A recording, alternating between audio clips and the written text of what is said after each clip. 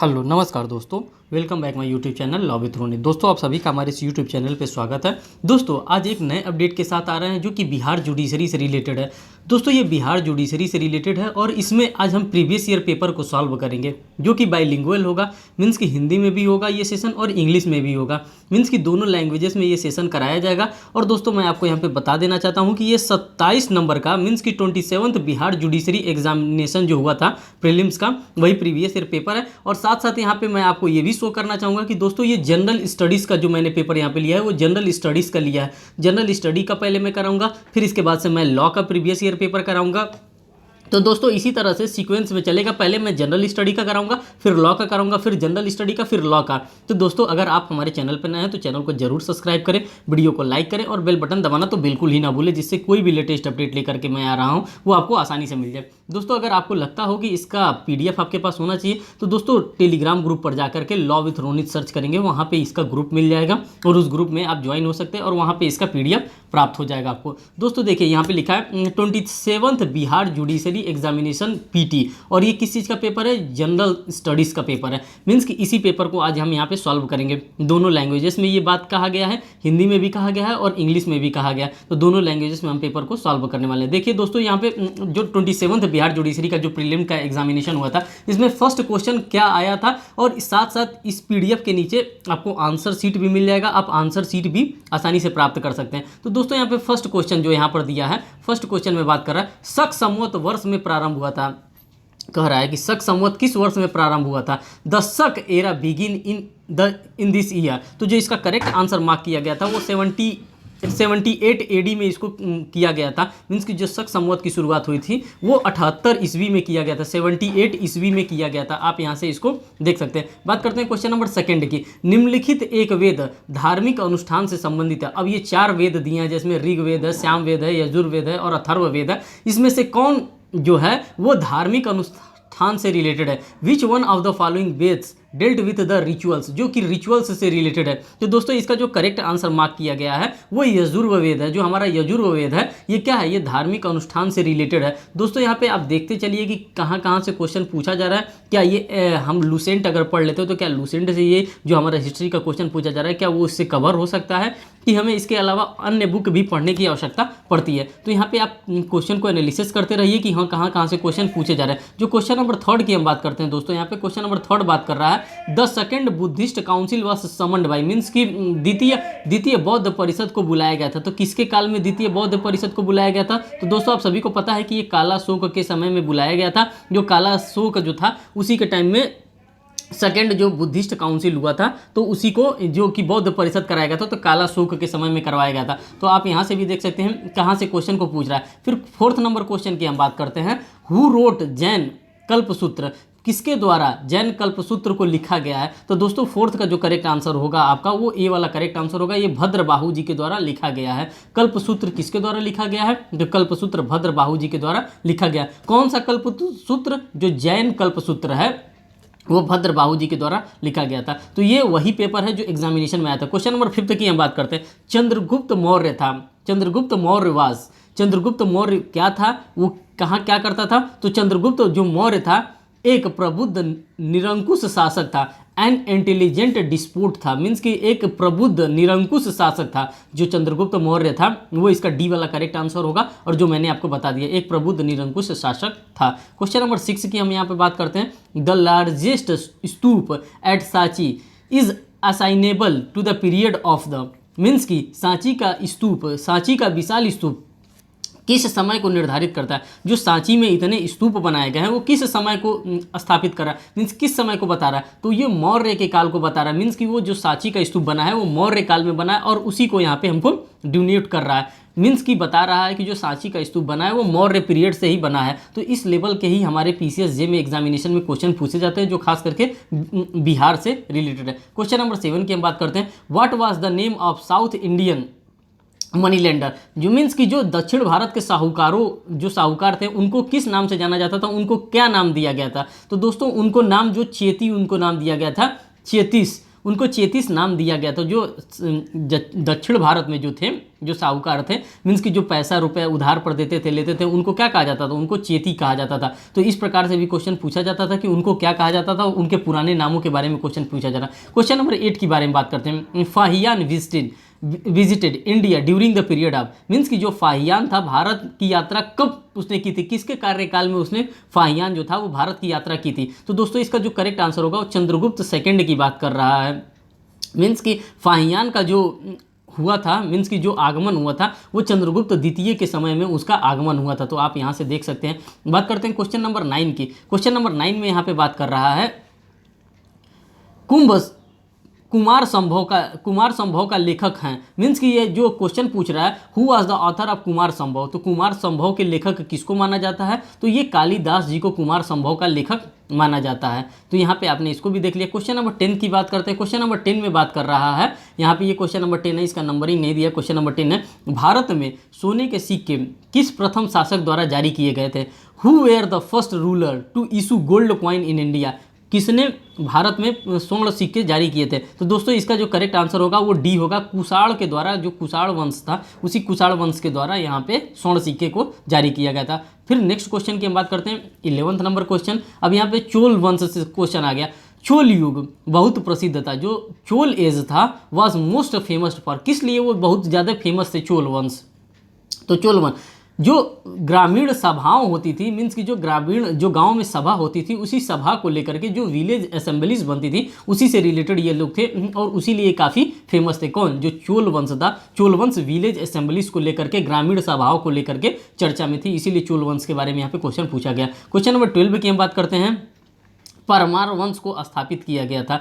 The Parmar dynasty was founded by, अब किसके द्वारा परमार वंश को स्थापित किया गया था? तो दोस्तों जो उपेंद्र जो जी थे इन्हीं के द्वारा परमार वंश की स्थापना की गई थी। मीन्स की जो डायनेस्टी थी परमार की, तो वो परमार वंश का जो वो रखा गया था, जो आधारशिला रखा गया था, तो इसी उपेंद्र जी के द्वारा रखा गया था। क्वेश्चन नंबर 13 की हम बात करते हैं। 13 में देखिए क्या कह रहा है, अपने सद्गुणों के बावजूद रजिया सफल नहीं हुई, क्योंकि रजिया जो सुल्तान थी, रजिया किसी लड़की की बात नहीं कर रहा, रजिया सुल्तान की बात कर रहे हैं। रजिया जो सुल्तान थी, किन कारण वो सफल नहीं हुई थी? तो यहाँ पे दिया है उसने अल्तुनिया से विवाह किया था, ऑप्शन पहला दिया। ऑप्शन बी, वह मनुष्य की तरह व्यवहार करती थी, ऑप्शन बी। ऑप्शन सी, अपने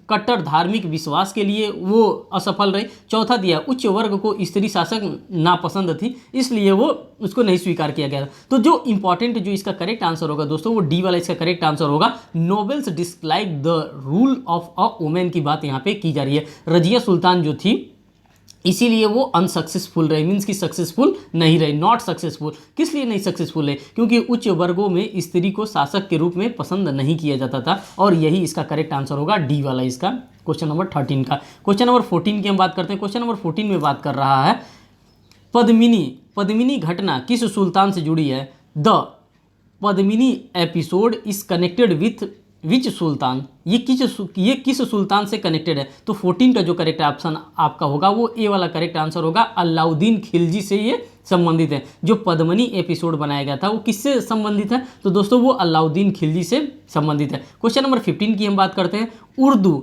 as a new language was evolve for, Urdu एक नई भाषा के रूप में विकसित की गई थी। तो किसके द्वारा ये उर्दू को नई भाषा के रूप में विकसित की गई थी? तो दोस्तों ये मुस्लिमों के लिए यहाँ पे विकसित किया गया था। मुसलमानों के लिए ये विकसित किया गया था। उर्दू जो था एक नए लैंग्वेज के रूप में इवॉल्व किया गया था, डेवलप्ड किया गया था उसका उस टाइम में। क्वेश्चन नंबर 16 की हम बात करते हैं। किताब उल हिंद के लेखक कौन है? जो क्वेश्चन नंबर 16 है, किताब उल हिंद के लेखक कौन है, किसके द्वारा लिखी गई थी? किताब ul Hind was written by, अभी किताब उल हिंद किसके द्वारा लिखी गई थी दोस्तों? तो ये लिखी गई थी अबू रैहान अल बेरूनी के द्वारा ये लिखी गई थी। अबू रैहान अल बरूनी जी के द्वारा ये बुक लिखी गई थी। इसका जो करेक्ट आंसर होगा दोस्तों वो बी वाला करेक्ट आंसर होगा क्वेश्चन नंबर 16 का। तो आप यहाँ पर देख सकते हैं कि किसके द्वारा ये किताब लिखी गई थी। तो ये आप क्वेश्चन मिलाते जाइए कि कहाँ कहाँ से क्वेश्चन पूछ रहा है, कहाँ कहाँ से हम स्ट्रेटजी अपनी बना सकते हैं तैयारी के लिए। क्वेश्चन नंबर 17 की बात करते हैं। निर्गुण स्कूल का सबसे बड़ा समर्थक था। द ग्रेटेस्ट एक्सपोनेंट ऑफ निर्गुण स्कूल वास, मीन्स कि ये निर्गुण काल के बारे में बात कर रहा है। जो निर्गुण का सबसे बड़ा स्कूल किसको माना जाता है? तो दोस्तों आप सभी लोगों को पता है कि निर्गुण किसको माना जाता था, कबीर दास जी को माना जाता था, और इनके काफ़ी फेमस दोहा हैं और इन्हीं को निर्गुण कवि कहा जाता था। क्वेश्चन नंबर 18 की हम बात करते हैं। सर थॉमस रो भारत में किसके काल में आया? Sir Thomas Roe came to India during the reign of, किस काल में सर थॉमस रो भारत में आया था? तो दोस्तों आप सभी को पता है कि जहांगीर के काल में सर थॉमस रो आया था और उसी के बारे में बात कर रहा है। क्वेश्चन नंबर 19 की बात करते हैं। शेख निजामुद्दीन औलिया वाज अ, शेख निजामुद्दीन औलिया था क्या? शेख निजामुद्दीन औलिया क्या थे उस टाइम, वो क्या किया करते थे? तो ये जो शेख निजामुद्दीन औलिया थे ये सूफी संत थे। दोस्तों आप कभी भी देखते होंगे, कभी कभी फिल्मों में सूफी गाने बजने लगते थे, तो उसी से आपको रिलेट करके लर्न कर सकते हैं कि ये सूफी संत थे। कौन? निजामुद्दीन औलिया। क्वेश्चन नंबर 20 की बात करते हैं। पद्मावत किसने लिखी? हु रोट पद्मावत, पद्मावत किसके द्वारा लिखा गया था? तो दोस्तों जो पद्मावत लिखने का कार्य किया गया था ये तो जायसी के द्वारा किया गया था। जायसी जो थे उन्हीं के द्वारा पद्मावत किताब को लिखा गया था। क्वेश्चन नंबर 21 की हम बात करते हैं। तो 21 में यहाँ पे जो हम देखते हैं, देखिए 21 में भारत के बाहर, भारत में बाबर के युद्ध की कौन सी क्रमबद्धता सही है? मीन्स कि कौन ऐसा ऑर्डर है, which chronological order of Babar battle of India is correct? Means कि इसमें कौन सा बेटल था जो कि बाबर के द्वारा लड़ा गया था और किसको सत्य माना गया? तो 21 का जो आपका करेक्ट आंसर है दोस्तों वो सी वाला करेक्ट आंसर है। पहले होगा पानीपत, फिर उसके बाद से कनवाह, फिर चंदेरी, फिर घाघरा। तो यहाँ पे भी देख सकते हैं पानीपत, कनवाह, चंदेरी और घाघरा। तो यही इसका करेक्ट आंसर मार्क किया जाएगा। क्रोनोलॉजिकल ऑर्डर पूछा है बाबर का बेटल्स का। क्वेश्चन नंबर 22 की हम बात करते हैं। दिन इलाही प्रोमुलगेटेड बाई अकबर इन 1582 वास, ये कब किया गया था, कब बताया गया था? 1582 में अकबर ने दीन इलाही लागू किया था। किसके लिए लागू किया गया था, काहे लागू किया गया था? तो ये लगाया गया था कोड ऑफ कंडक्ट को देखते हुए, मीन्स की व्यवहार संहिता को देखते हुए दीन इलाही लागू किया गया था। किसके द्वारा? अकबर के द्वारा। कब किया गया था? 1582 ईस्वी में किया गया था। 1582 में किया गया था, कोड ऑफ कंडक्ट को लागू किया गया था, अकबर के द्वारा किया गया था। क्वेश्चन नंबर 23 की हम बात करते हैं।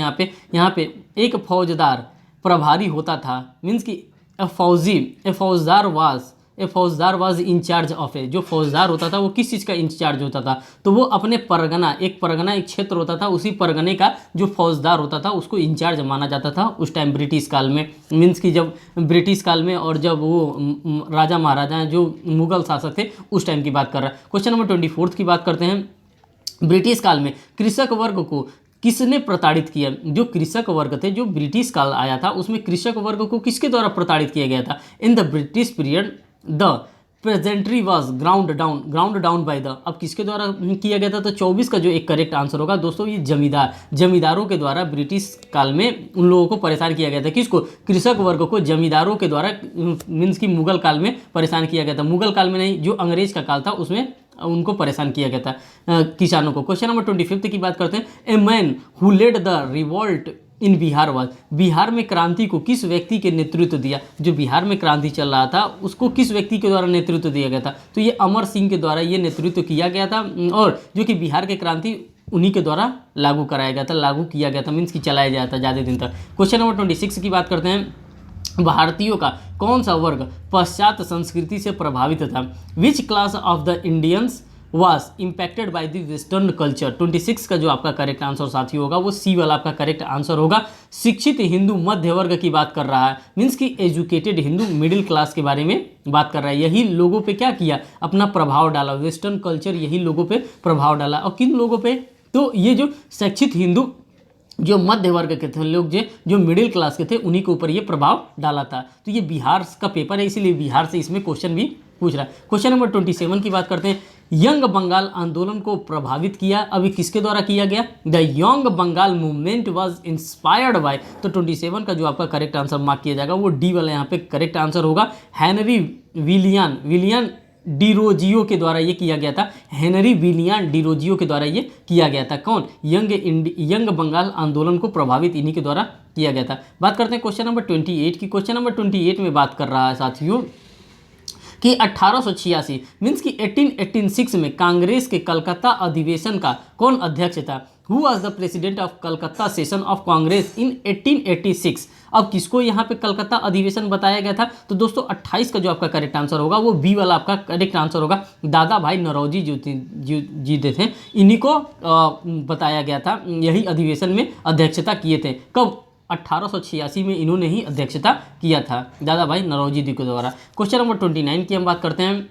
इंडिया विंग्स फ्रीडम किसने लिखा था? Who wrote India wings freedom, ये किसके द्वारा ये बुक लिखी गई थी? तो 29 का जो आपका करेक्ट आंसर मार्क किया जाएगा यहाँ पे दोस्तों, वो बी वाला करेक्ट आंसर आपका होगा। मौलाना अबुल कलाम आज़ाद जी के द्वारा ये किया गया था, इन्हीं के द्वारा ये बुक लिखा गया था। बी वाला इसका करेक्ट आंसर है मौलाना अबुल कलाम आज़ाद। तो आप मिलाते चलिए कि क्वेश्चन कहाँ कहाँ से पूछ रहा है, कहाँ कहाँ से क्वेश्चन नहीं पूछ रहा है। क्या हम जो स्टडी कर रहे हैं इस समय, क्या वो बिहार को टारगेट करके कर रहे हैं कि क्या लग रहा है कि बस हम पढ़े जा रहे हैं? क्वेश्चन नंबर 30 की हम बात करते हैं। 1905 में सर्वेंट ऑफ इंडियन सोसाइटी की स्थापना किसके द्वारा की गई थी?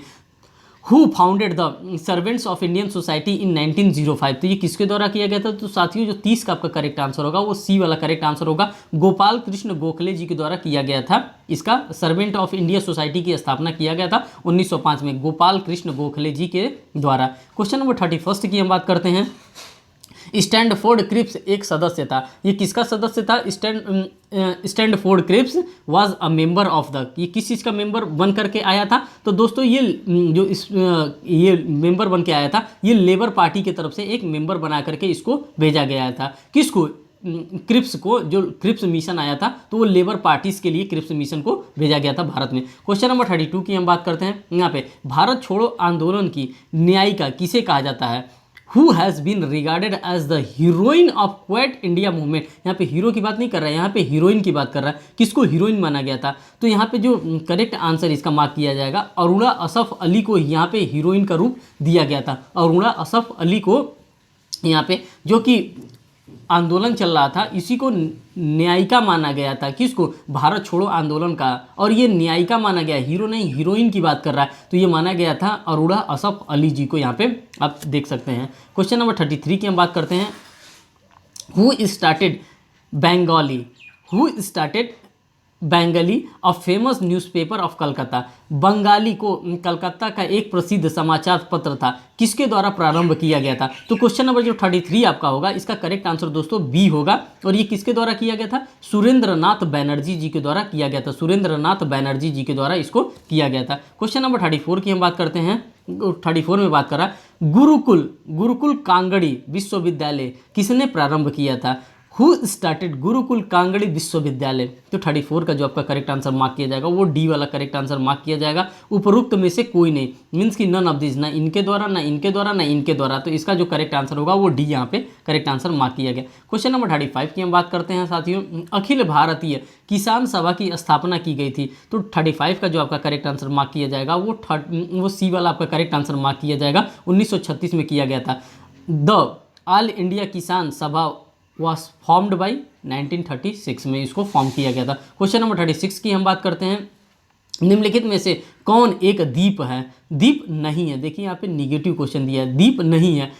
यहाँ पे क्वेश्चन पूछ रहा है which of the following is not an island, किसको आइसलैंड नहीं माना गया? तो 36 का जो आपका करेक्ट आंसर साथियों होगा वो डी वाला आपका करेक्ट आंसर होगा। जो उड़ान है इसको द्वीप नहीं माना गया है, उड़ान को द्वीप नहीं माना गया है। तो दोस्तों यहाँ पे आप देख रहे हैं हिस्ट्री से रिलेटेड बहुत ज़्यादा क्वेश्चन को पूछ रहा है और साथ साथ ये भी पूछ रहा है कि कौन सा बुक किसके द्वारा रोट किया गया है, कौन शासक किसके द्वारा आया था। तो इस प्रकार से अगर आप इस स्ट्रेटजी के साथ आप पढ़ाई करेंगे तो बिहार जुडिशरी आपके लिए आसान रहेगा। क्वेश्चन नंबर 37 की बात करते हैं। निम्नलिखित में से कौन मीठे पानी की झील है? अब किसको मीठे पानी की झील के नाम से जाना जाता है? Which of the following is a fresh water lake, इसको कहा जाता है। क्वेश्चन नंबर 37 का जो आपका करेक्ट आंसर साथी होगा, तो आप सभी लोगों को पता है जो कोल्लेरू की जो झील होती है उसी को मीठे पानी की झील कहा जाता है। कोल्लेरू की झील को ही मीठे पानी की झील कहा जाता है। क्वेश्चन नंबर 38 की बात करते हैं।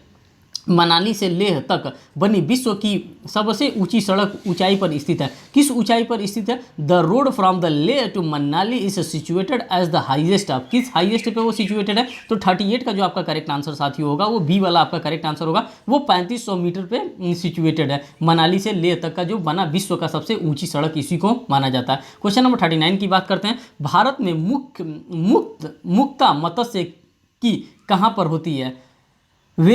Where in India does pearls fishing take place, means की जो मुक्ता मत्स्य कहाँ पर होती है? तो ये 39 का जो आपका करेक्ट आंसर होगा दोस्तों ये सी वाला आपका करेक्ट आंसर होगा। ये कोचीन में होता है, कोचीन इसके जगह के बारे में पूछ रहा है। क्वेश्चन नंबर हम 40 की हम बात करते हैं, 40 नंबर क्वेश्चन की।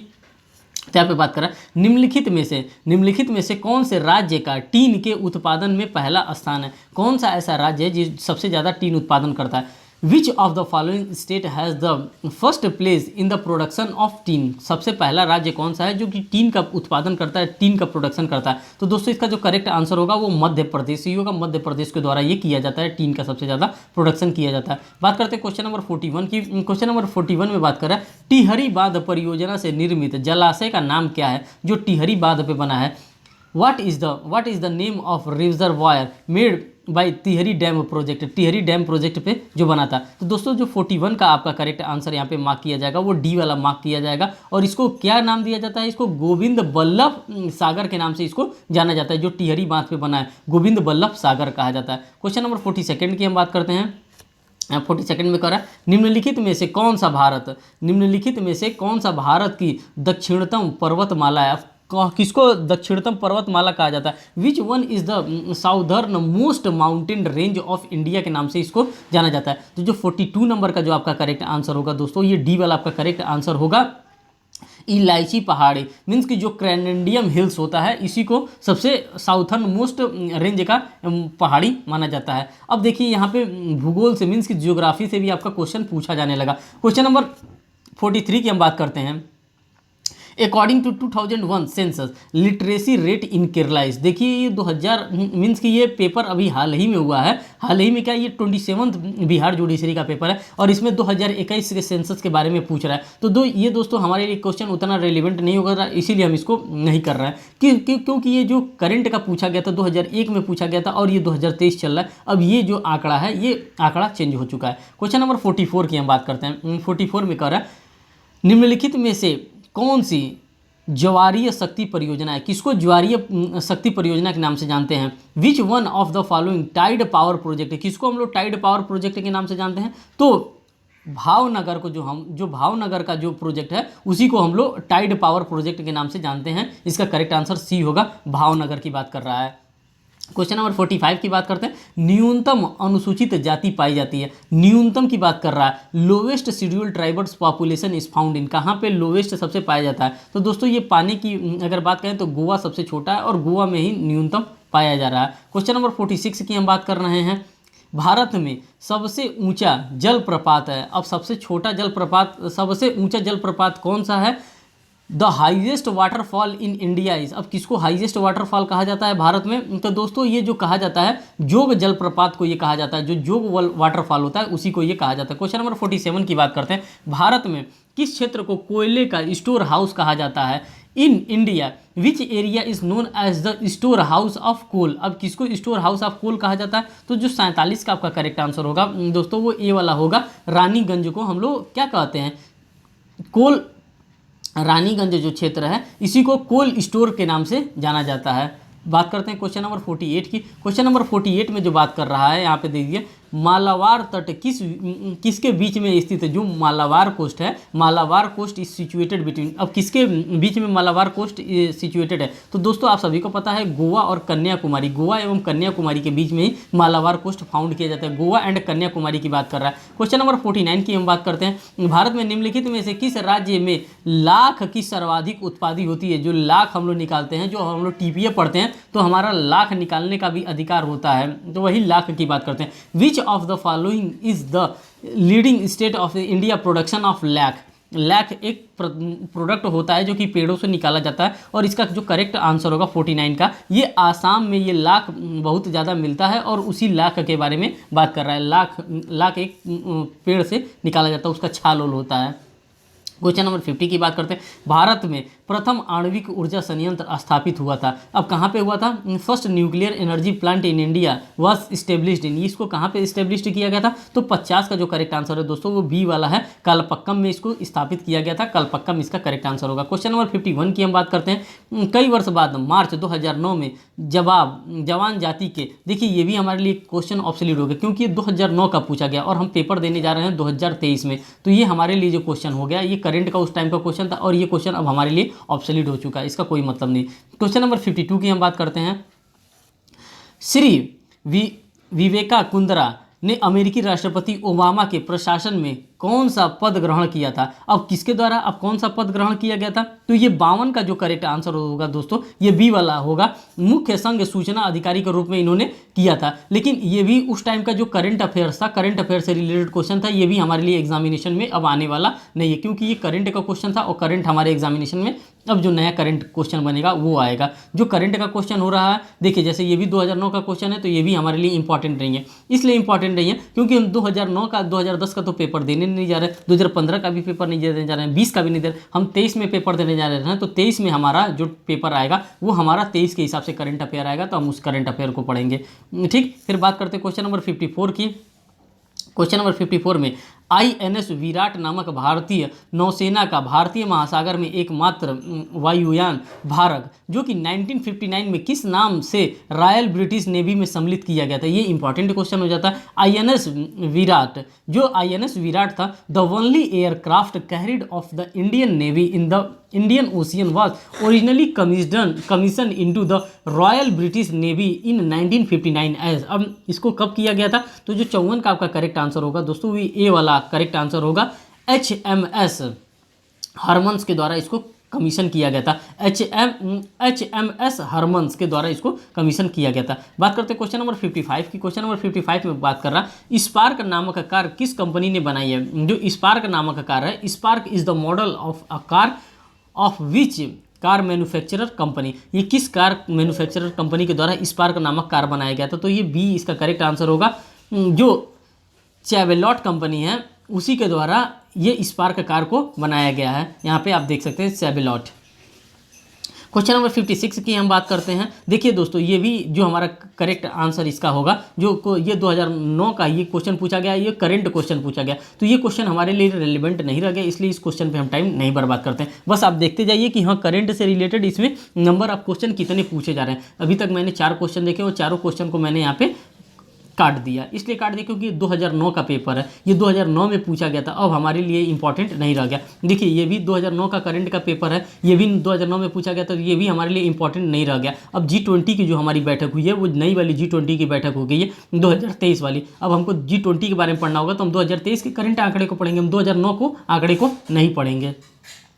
फिर हम बात करते हैं क्वेश्चन नंबर यहाँ पे नेक्स्ट। अब नेक्स्ट क्वेश्चन देखिए, क्वेश्चन नंबर 58 में प्रोफेसर वेणुगोपाल के सेवानिवृत्त होने के बाद all India institute of medical science का 5 वर्ष के लिए किसे डायरेक्टर बनाया गया था। तो ये भी उस टाइम का जो है करंट अफेयर्स का क्वेश्चन है और ये भी हमारे लिए इंपॉर्टेंट नहीं है, लेकिन इस क्वेश्चन को हम देख लेते हैं। जो 58 का आपका करेक्ट आंसर होगा दोस्तों, ये ए वाला करेक्ट आंसर होगा। डॉक्टर RC डेका को ये बनाया गया था, डॉक्टर RC डेका को यहाँ पे प्रोफेसर नियुक्त किया गया था। तो दोस्तों ये करंट से रिलेटेड क्वेश्चन इसमें पूछे जा रहे हैं। क्वेश्चन नंबर 59 की हम बात करते हैं। उस वास्तविक टीवी कार्यक्रम का क्या नाम था जिसमें जेड गुडी जिसका हाल ही में कैंसर से मृत्यु हो गया था, भारतीय अभिनेत्री शिल्पा शेट्टी से मतभेद हो गया था। तो ये भी उस टाइम का करंट अफेयर्स था, ये भी हमारे लिए इंपॉर्टेंट क्वेश्चन नहीं है। जो हमारे लिए इंपॉर्टेंट है उसको हम देखेंगे। देखिए ये भी 2009 का करंट अफेयर का क्वेश्चन है, ये भी हमारे लिए इंपॉर्टेंट नहीं है। जो हमारे लिए करंट अफेयर का क्वेश्चन होगा, हम 2022 का 2023 का करंट अफेयर का क्वेश्चन देखेंगे। फिर हम बात करते हैं क्वेश्चन नंबर 61 का। स्लम डॉग मिलेनियर नामक फिल्म में सर्वश्रेष्ठ ध्वनि मिश्रण के लिए किसे ऑस्कर अवार्ड से चुना गया था। तो दोस्तों ये थोड़ा सा क्वेश्चन इंपॉर्टेंट हो सकता है क्योंकि ये ऑस्कर से था और ये जो स्लम डॉग मिलेनियर था ये थोड़ा सा इंपॉर्टेंट बन रहा था, इसीलिए मैं इसको ले रहा हूँ। इसका जो करेक्ट आंसर होगा वो सी वाला इसका करेक्ट आंसर होगा। रेसलू पेटुकुटी को ये ऑस्कर अवार्ड उस समय प्रोवाइड किया गया था। किसके लिए? स्लम डॉग मिलेनियर का जो गाना आया था उसके लिए ऑस्कर अवार्ड के लिए इनको सम्मानित किया गया था। फिर भी ये 2009 का नेक्स्ट क्वेश्चन जो 62 नंबर का क्वेश्चन है, ये 2009 का क्वेश्चन है, ये भी हमारे लिए ऑब्सोल्यूट हो चुका है। ऑब्सोल्यूट इसलिए हो चुका है क्योंकि 2009 का क्वेश्चन हम पढ़ के क्या करेंगे कि हमारे एग्जामिनेशन में आएगा ही नहीं। क्वेश्चन नंबर 63 की हम बात करते हैं यहाँ पे।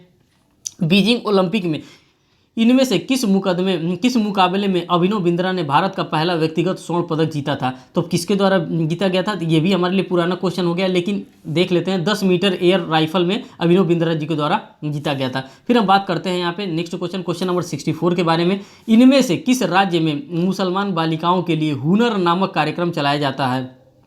तो दोस्तों ये हमारे लिए उतना इंपॉर्टेंट नहीं है, इसलिए इंपॉर्टेंट नहीं क्योंकि ये उस टाइम का करंट अफेयर है। अब देखिए नए नए योजना हमारे समाज में आ गए, इन सभी जो भी नए नए योजना चलाए जा रहे हैं, जैसे अग्निवीर हो गया, मिशन गंगा हो गया, बाकी जो भी योजनाएं चल रही हैं, हम सभी योजनाओं पे आपके लिए क्लास लेकर के आएंगे इसी अपने यूट्यूब चैनल पे। लेकिन ये सब हमें पढ़ने की आवश्यकता नहीं क्योंकि हमारे लिए ऑब्सोलीट हो चुका है, ये उस टाइम का करंट अफेयर था जब 2009 में 2010 में 27 नंबर का बिहार जुडिशियल का पेपर हुआ था। तब क्वेश्चन नंबर 65 की हम बात करते हैं। 108वें संविधान संशोधन बिल को किस दूसरे नाम से जाना जाता था? तो जो 108 नंबर का ये संविधान संशोधन बिल की बात कर रहे हैं, बिल को किस नाम से जाना जाता था? तो जो 65वें नंबर का आपका करेक्ट आंसर होगा दोस्तों, ये बी वाला होगा, महिला सीट आरक्षण बिल के नाम से इसको जाना जाता था। Women's reservation seat of bills के नाम से इसको जाना जाता था। देखिए दोस्तों यहाँ पे फिर एक करंट अफेयर से रिलेटेड क्वेश्चन आ गया। अब आप मिलाते जाइए कि कितना करंट अफेयर से रिलेटेड क्वेश्चन पूछ रहा है प्रीवियस ईयर एग्जामिनेशन में, और इसी के अकॉर्डिंग आप अपने प्रीवियस ईयर पेपर के अकॉर्डिंग आप अपने करंट अफेयर को साथ साथ जीएस को और साथ साथ साइंस को आप अपने लेकर के चल सकते हैं। तो ये भी हमारा करंट अफेयर का क्वेश्चन है उस टाइम 2008 का, तो ये भी हमारे लिए इररिलेवेंट हो गया। फिर हमारे पास जो नेक्स्ट क्वेश्चन आ रहा है क्वेश्चन नंबर 67 दोस्तों, ये भी 2009 का क्वेश्चन है, इसको भी पढ़ने की कोई आवश्यकता नहीं है क्योंकि ये उस टाइम का करंट अफेयर है, ये भी हमारे लिए इररिलेवेंट हो गया। फिर हमारे पास जो नेक्स्ट क्वेश्चन आ रहा है क्वेश्चन नंबर 68, ये भी 2009 का क्वेश्चन है। जहाँ जहाँ 2009 आ रहा है वो चीज़ हमारे लिए इररिलेवेंट होता जा रहा है। बात करते हैं क्वेश्चन नंबर 69 की। क्वेश्चन नंबर 69 में देख लीजिए, देखिए दोस्तों समिट से भी क्वेश्चन पूछते हैं। जो G20 का समिट होता है, G8 का समिट होता है, G5 का समिट होता है, सार्क का जो समिट होता है, इन सभी से क्वेश्चन पूछे जा रहे हैं, तो आप इसको ध्यान से पढ़िएगा। G8 का 34वां शिखर सम्मेलन कहाँ पर हुआ था? जो 34वां शिखर सम्मेलन हुआ था उसके बारे में पूछ रहा है, ये कहाँ पर हुआ था? तो 69 का इसका करेक्ट आंसर होगा दोस्तों जापान। यहाँ पे इसलिए मैंने बता दिया क्योंकि 34वां शिखर सम्मेलन के बारे में डायरेक्टली हिट कर दिया कि 34वां शिखर सम्मेलन, तो दोस्तों ये जापान में 34वां शिखर सम्मेलन हुआ था, उसीलिए मैंने इसको यहाँ पे लिया है। क्वेश्चन नंबर 70 की हम बात करते हैं। 70 नंबर क्वेश्चन में छठे केंद्रीय वेतन आयोग का अध्यक्ष कौन था? जो छठवां केंद्रीय वेतन आयोग था उसका अध्यक्ष किसको बनाया गया था? तो 70 का जो आपका करेक्ट आंसर होगा दोस्तों वो 70 वाला का सी वाला करेक्ट आंसर होगा, BN Shri Krishna. Who was the chairman of the 6th central पे कमीशन? तो BN कृष्णन को बनाया गया था। बात करते हैं क्वेश्चन नंबर 71 की। क्वेश्चन नंबर 71 में यहाँ पे बात कर रहा है किस दिया गया धातु का टुकड़े स्टेनलेस स्टील है या नहीं? जो दिया गया यहाँ पे ऑप्शन है उसमें से कौन सा स्टेनलेस स्टील है या नहीं? इसे शीघ्रता एवं सुगढ़ता से जांच करने का एक सामान्य तरीका है। किस तरह से कौन सा हम मेथड अपनाएंगे जिसको उसको आसानी से जांच कर सकते हैं? तो इसका करेक्ट आंसर दोस्तों जो हो डी मार्क किया गया है। A quick and simple method commonly used to inspect where a metal and stainless steel is it. तो इसका जो करेक्ट आंसर होगा test of magnet will be attracted to it, means कि चुंबक के प्रति इसका आकर्षण देखना जाता है। स्टील में आप अगर चुंबक को सटाएंगे, मैग्नेट को सटाएंगे तो वो नहीं सटेगा, और आप लोहे से मैग्नेट को सटाते हैं तो वो आसानी से सट जाता है। यही इसका माप करने का, इसका जांच करने का सही तरीका होता है। बात करते हैं क्वेश्चन नंबर 72 के बारे में। निम्नलिखित में से कौन सा तरल पदार्थ का 1/2 इंच मोटे स्टील के टुकड़े को सबसे अधिक शीघ्रता से ठंडा करेगा? Which of the following fluid would cool a 1/2 inch thick pieces of the steel then faster? Steel से फास्टर उसको करेगा। तो जो 72 का आपका दोस्तों करेक्ट आंसर होगा ये वाला, आपका ए वाला करेक्ट आंसर होगा। ये मोटर ऑयल जो होता है, मोटर का जो तेल होता है उसी के बारे में बात कर रहा है। देखिए साइंस से रिलेटेड यहाँ पे क्वेश्चन आने लगे। अब क्वेश्चन नंबर 73 की बात करते हैं। ईंधन को हवा की अनुपस्थिति में गर्म करने को विघटनकारी स्वस्त्रावण की कहा जाता है क्योंकि यह उसे अवयवों में विखंडित कर देता है। लकड़ी पर यह क्रिया करने में क्या मिलेगा? Heating fuel is the absence of the air is called destructive destruction because it breaks into the components. What we get when we do the same as to wood? अगर ये काम लकड़ी के साथ हम लोग करते हैं तो इसको क्या मिलेगा? तो इसमें चारकोल की बात कर रहा है, चारकोल यहाँ पे मिलता है। क्वेश्चन नंबर 74 की हम बात करते हैं। निम्न में से किसे हर्ट में मापा जाता है? Which of the following is measure hertz? अब हर्ट में किसको मापा जाता है? जो 74 का जो आपका करेक्ट आंसर होगा दोस्तों वो फ्रीक्वेंसी होगा। फ्रीक्वेंसी को हम लोग, आवृत्ति को हम लोग हर्ट में मापते हैं। जो साउंड की फ्रीक्वेंसी होती है उसी को हर्ट्स में मापते हैं। जैसे कि 5000 हर्ट्स हो गया, 10,000 हर्ट्स हो गया, उसी को हर्ट्स के बारे में बात करता है। क्वेश्चन नंबर 75 की बात करते हैं। बिजली का बल्ब फर्श पर गिरने पर टूट जाता है, फिर गलीचे पर गिरने पर नहीं टूटता है। क्यों? जो मीन्स कि किसी बिस्तर पे आप बल्ब गिराते हैं तो नहीं टूटता है, और ज़मीन पे गिराते हैं तो कैसे टूट जाता है? A light bulb break when the hit to the floor but does not break when it is rug because. किस लिए वो किसी बिस्तर पे या किसी गद्दे पे गिराने पे नहीं फूटता है? तो दोस्तों इसका जो करेक्ट आंसर होगा बी होगा। फर्श पर बल्ब के आवेग में परिवर्तन अधिक होता है, मीन्स की change in momentum of the bulb is a greater for the floor की बात कर रहा है। क्वेश्चन नंबर 76 की हम बात कर रहे हैं साथियों। यहाँ पे 76 में देखिए, यहाँ पे दे रहा है 5.0 किलोग्राम के द्रव्यमान को टेबल पर खींचने पर एक कमानीदार तराजू पर 20 न्यूटन का पठन आता है। इस द्रव्यमान द्वारा कमानी तराजू पर लगने वाला बल का परिणाम कितना होगा? मीन्स कि जो हम लोग हाथ में लेकर के तराजू जो इस्तेमाल करते हैं, एक साइड एक पल रहा होता है, एक साइड एक पल रहा होता है, उसी की बात कर रहा है। Spring scale rates 20 Newton and its pull 5.0 kg mass across a table. What is the magnitude of the force exercisable by the means on the spring scale? तो ये पूछ रहा है कि क्या ये दोस्तों ये फिजिक्स का क्वेश्चन है। अब देखिए फिजिक्स का क्वेश्चन कैसे पूछा है, तो जो इसका मास पूछ रहा है वो कितना होगा, तो दोस्तों इसका 4.0 न्यूटन यहाँ पे होगा। तो यही इसका डी वाला करेक्ट आंसर यहाँ पे मार्क किया जा रहा है। क्वेश्चन नंबर 77 की बात करते हैं। विच of the following is a source of emission of the microwave oven के बारे में बात कर रहा है। एक सूक्ष्म तरंग आवन में निम्नलिखित में से कौन सा उत्सर्जन का स्रोत है? इसमें से क्या उत्सर्जन होता है? तो इसमें से जो उत्सर्जन होता है दोस्तों, इसमें से मैग्नेट्रॉन जो होता है वही निकलता है। किसमें से? जो माइक्रोवेव ओवन होता है जो खाने को गर्म करता है, उसी के बारे में बात कर रहा है। क्वेश्चन नंबर 78 की हम बात करते हैं। 78 नंबर वाले क्वेश्चन में कह रहा है यदि किसी गतिशील वस्तु पर लगने वाले सभी बलों का योग शून्य है तो उस वस्तु की स्थिति क्या हो जाएगी? If the sum of all forces acting on a moving object is zero then object will, जो ऑब्जेक्ट होगा, जो पदार्थ होगा, वो क्या करेगा? 78 का जो करेक्ट आंसर होगा दोस्तों वो डी होगा। डी में समरूप गति से चलती रहेगी, continuing moving with the constant velocity के साथ वो चलती रहेगी। तो दोस्तों आप यहाँ पे देख सकते हैं फिजिक्स से भी ज़्यादा इनका क्वेश्चन पूछा जा रहा है और काफ़ी अंदर से घुस करके इनका फिजिक्स का क्वेश्चन पूछा जा रहा है। क्वेश्चन नंबर 79 की बात करते हैं। एक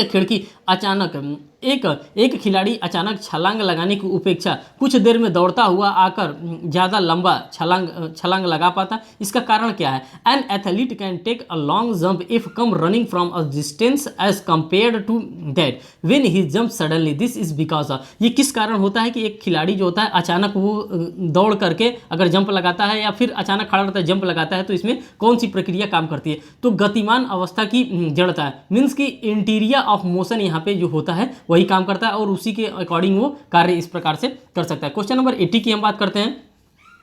एक शिकारी द्वारा दूर किसी वृक्ष पर बैठे एक बंदर को निशाना साधता है। जैसे ही गोली बंदूक से छोड़ी जाती है वैसे ही बंदर डाल से सीधे उर्ध्व दिशा में नीचे की ओर गिर जाता है। बंदूक की गोली, अब बंदूक की गोली कहाँ जाएगा? A hunter aim his gun at a monkey sitting at the distant tree. At the moment is the bullet leave the gun, the monkey drops vertically down, the bullet will, जो बुलेट उसका होगा, जो बंदूक की गोली होगी वो कहाँ जाएगी? वो क्या करेगी? वो हिट द मंकी, मीन्स कि बंदर को वो गोली लग जाएगी और बंदर नीचे आसानी से गिर जाएगा। क्वेश्चन नंबर 81 की हम बात करते हैं। प्रकाश वर्ष इनमें से किसकी इकाई है? जो प्रकाश वर्ष में हम लोग नापते हैं कि यहाँ इतना प्रकाश वर्ष, तो ये किसकी इकाई है? तो दोस्तों आप सभी को पता है कि ये दूरी की इकाई है। The light year is unit of distance. Question number 82 की हम बात करते हैं। एक ऊंचे मीनार से मुक्त रूप से गिरती हुई वस्तु की है कि ये क्या है? जो 82 का आपका करेक्ट आंसर साथी होगा ये सी वाला करेक्ट आंसर होगा। आवेग बराबर होगा, मीन्स कि इक्वल मोमेंटम होगा। Bodies falling freely from a height towards है, अगर ऊपर से कोई भी चीज़ गिर रही है तो वो फ्री होता है और वो आसानी से नीचे गिर सकता है। क्वेश्चन नंबर 83 की हम बात करते हैं। 83 वाले में बात कर रहा है पूर्णतः भरी हुई बोतल के पानी में धनीभूत हो जाने पर बोतल टूट जाता है। क्योंकि अब किस लिए टूट जाता है? If water completely filling a bottle we frozen the bottle cracks because, किस कारण से वो बॉटल टूट जाता है? तो 83 का जो आपका करेक्ट आंसर साथी होगा 83 नंबर का आपका करेक्ट आंसर ए वाला यहाँ पे करेक्ट आंसर होगा। Water expand on freezing, means की जम जाने पर पानी का आयतन बढ़ जाता है, इसीलिए जो बोतल होता है फ्रिज में रखने के बाद वो डीफ्रीज में रखने के बाद वो टूट जाता है। क्वेश्चन नंबर 84 की हम बात करते हैं। 84 में बात कर रहा है at higher attitude water boils at a temperature lower than 100 degree Celsius because, means कि ऊंची अवस्था पर पानी 100 डिग्री सेल्सियस कम तापमान पर खोलने में लगता है, क्योंकि अब क्या हो जाता है, जो 84 का आपका करेक्ट आंसर होगा दोस्तों, ये ए वाला करेक्ट आंसर होगा। Boiling point of water because lower और लोएस्ट एटमॉस्फेरिक प्रेशर होता है, मीन्स कि निम्न वायुमंडल दबाव पर पानी का कथावतन कम हो जाता है, उसी के बारे में यहाँ पे बात कर रहा है। क्वेश्चन नंबर 85 की हम बात करते हैं साथियों। 85 में कह रहा है वाष्प से, मीन्स कि जो इवापोरेशन होता है, जो भाप होता है, वाष्प से जलने पर खौलती पानी से जलने की अपेक्षा अधिक तकलीफ होता है। मीन्स कि जो हाथ भाप से जल जाता है, अगर खौलते पानी से उतना जले तो तकलीफ नहीं होता, मीन्स की दिक्कत नहीं होता है। A burn cause by steam is more painful than the caused by the boiling water विकार। मीन्स कि जो भाप से जलता है और जो गर्म पानी से हाथ जलता है, उसमें दोनों में अंतर होता है। किस लिए अंतर होता है, किस प्रकार का अंतर होता है, तो इसका जो करेक्ट आंसर साथी होगा वो डी होगा। वाष्प में गुप्त ताप होता है, मीन्स कि उसमें गुप्त मीन्स कि उसमें छिपा हुआ उसमें हीट होता है। स्टीम कंटेंट लेटेंट हीट, उसमें लेटेंट हीट होता है, उसमें छुपा हुआ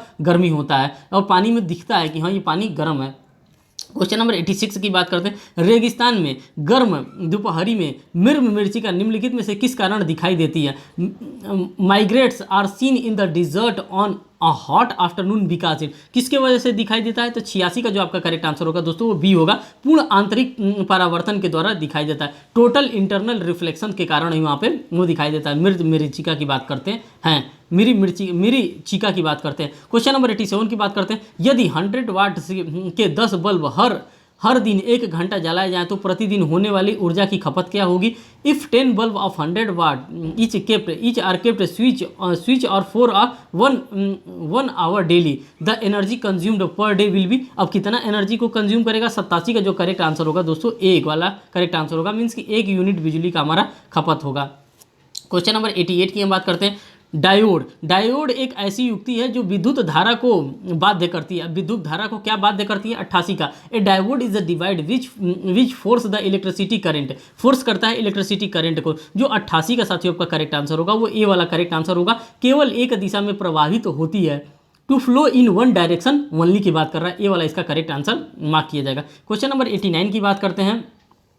सूर्य का निकटतम ग्रह है, the planet close to the sun is. अब सूर्य के निकटतम ग्रह किसको माना जाता है, तो आप सभी लोगों को पता है कि मरकरी को ही माना जाता है, जिसको हिंदी में बुध कहा जाता है। क्वेश्चन नंबर 90 की बात करते हैं। मोटर गाड़ी के निशेष नली से निकलने वाली प्रदूषणकारी गैस का प्रमुख अवयव होता है। अब किसको माना जाता है, the main constituent of pollution gases coming out of the exhaust pipe of the motor vehicle is. अब किसके द्वारा आता है, तो 90 का जो करेक्ट आंसर होगा साथियों वो बी वाला आपका करेक्ट आंसर होगा, वो कार्बन मोनोऑक्साइड के द्वारा आता है। तो इसका यही करेक्ट आंसर माना गया है, कार्बन मोनोऑक्साइड, मीन्स की कार्बन मोनोऑक्साइड। बात करते हैं क्वेश्चन नंबर 91 की। क्वेश्चन नंबर 91 में बात कर रहा है कौन सा गैस अम्ल वर्षा का कारक है। अम्ल वर्षा मीन्स की जो एसिड रेन होता है, कौन सा गैस उसका कारक होता है, तो दोस्तों इसका करेक्ट आंसर जो होता है वो डी होता है। SO2 जो होता है सल्फर डाइऑक्साइड होता है, यही अम्ल वर्षा करता है। Which of the following is the responsible for acid rain.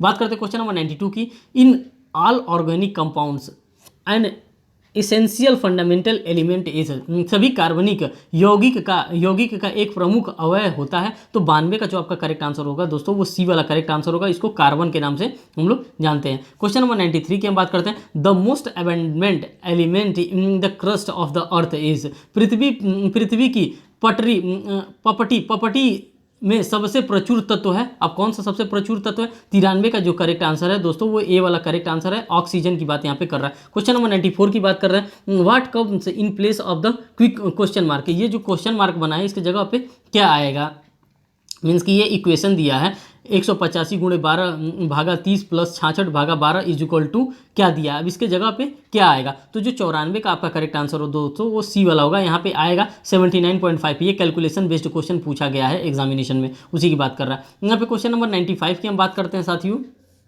95 में in the year 2000 population of a town is 9400 and that the town B is 7600। Since then each the population of town A has decreases by 100 and then and that of town B is increases by the 100, in which of the population of the both the towns become equal। Means कि पूछा जा रहा है कि एक समय बढ़ रहा है एक समय घट रहा है, तो कब इसकी जो इक्वल हो जाएगी, दोनों बराबर हो जाएगी, एक में इंक्रीज कर रहा है एक में डिक्रीज कर रहा है। तो दोस्तों इसका जो करेक्ट आंसर होगा ये 2009 की बात कर रहा है कि 2009 तक अगर ये प्रक्रिया चलता रहा, 2000 की बात कर रहा है, 2000 से अगर 2009 तक ये प्रक्रिया चलता रहा तो दोनों एक साथ क्या हो जाएगा, बराबर हो जाएगा। क्वेश्चन नंबर 96 की हम बात करते हैं। 96 वाले में कह रहा है मोहन का फोर टेस्ट का औसत 89 है। पांचवें टेस्ट में मोहन प्राप्तांक कितना चाहिए ताकि उसका औसत प्राप्तांक 90 हो जाए। तो देखिए कहाँ कहाँ से क्वेश्चन पूछा जा रहा है। 96 का जो करेक्ट आंसर आपका होगा वो 94 हो जाएगा, वो इतना नंबर पाए कि उसका 94 आ जाए।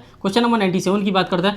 Pinky, Rinku and Tinku divided an amount of 4200, means कि 4200 among themselves in the ratio of 786, means कि 4200 रुपये को 7:8:6 के रेशियो में रिस्पेक्टिवली ऐसे ही बांटना है। If the amount of ₹200 be added to each of their shares, what will be the new respective amounts is the share, क्या नया रिस्पेक्टिव अमाउंट होगा उनके शेयर का। ₹4200 को पिंकी, रिंकू और टिंकू क्रमशः 7:8:6 के अनुपात में आपस में बांट लेते हैं। यदि सभी के हिस्से में ₹200 और मिला दिया जाए तो उनके हिस्से में क्रमशः कितना अनुपात होगा, क्या रेशियो तब हो जाएगा। तो 97 का जो करेक्ट आंसर होगा दोस्तों वो ए वाला करेक्ट आंसर होगा। तब यहाँ पे रेशियो इनका क्या हो जाएगा, जो यहाँ पे 7:8:6 चल रहा है वो यहाँ पे 8:9:7 यहाँ पे हो जाएगा, इसी रेशियो में यहाँ पे फॉल कर जाएगा। क्वेश्चन नंबर 98 की हम बात करते हैं।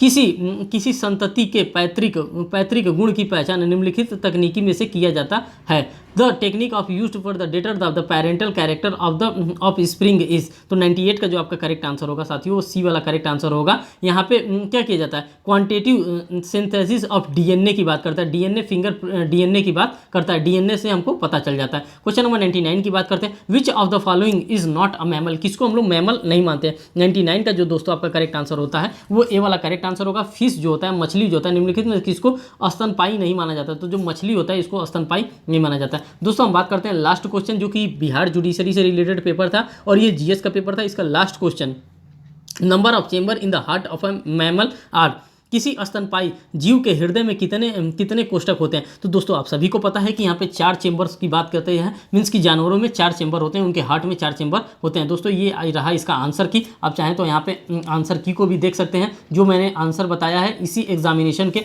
मीन्स कि जो लोक सेवा आयोग के द्वारा जो आंसर जारी किया गया था उसी के अकॉर्डिंग मैंने यहाँ पे आंसर फ्रेम किया है और आंसर को मैंने यहाँ पे मार्क किया। दोस्तों ये रहा हमारा पेपर जो कि प्रीवियस ईयर पेपर था, जो 27th बिहार जुडिशरी का पेपर था, इसको मैंने अच्छे से सॉल्व करा दिया, जो कि जनरल नॉलेज का पेपर था। अब जस्ट दोस्तों इसी के बाद मैं लॉ का भी पेपर 27th नंबर बिहार का जो लॉ का पेपर है जिसमें 150 क्वेश्चन आते हैं, उस पेपर को भी बहुत जल्दी कराने वाला। दोस्तों साथ साथ मैं यूपी पीसीएस जे का जो मेन एग्जामिनेशन होगा उसका भी मैं करा रहा हूँ। साथ साथ मैं बुक एनालिसिस भी कर रहा हूँ शॉप पर जा करके कि किस प्रकार के बुक आपको लेने चाहिए जो मेन एग्जामिनेशन के लिए, या फिर आप प्रिलिमिनरी एग्जामिनेशन अगर टारगेट कर रहे हैं बिहार जुडिशरी के या छत्तीसगढ़ जुडिशरी के या फिर किसी भी स्टेट की जुडिशरी को आप टारगेट कर रहे हैं, उत्तराखंड भी आने वाला है, आरजीएस भी आने वाला है। तो अगर इन सबों को आप टारगेट कर रहे हैं तो कौन सा बुक आप पढ़ें, कौन सी बुक में सबसे अच्छी तरीके से बताया गया, इन सभी चीज़ों के बारे में मैं इस वीडियो में अपने बता रहा हूँ। बहुत बहुत धन्यवाद दोस्तों वीडियो को वॉच करने के लिए। Thank you.